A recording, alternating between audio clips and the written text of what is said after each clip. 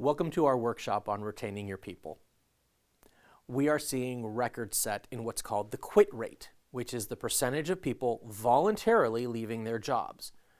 This is often called the Great Resignation.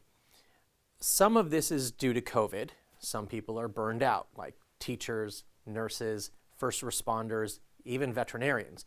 Some didn't want to return to the office. Some have reevaluated their priorities, and their current jobs just don't fulfill their aspirations or expectations any longer.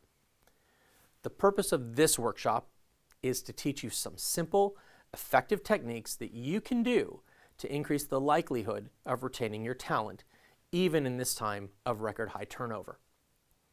The goals here are simple. Identify the levers that you as a leader can pull to help retain your people. Improve your ability to assess whether the intervention you need are more focused on the individual or on the system in which the individuals operate.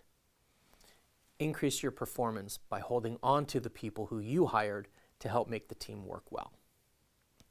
In the upcoming modules, we're going to cover 4 concepts that will help you shift how you engage your team members and colleagues, how you help them recognize and address and overcome burnout, how you can enable greater ownership and empowerment, and how you can adjust your expectations to bring in greater flexibility on how you lead your team.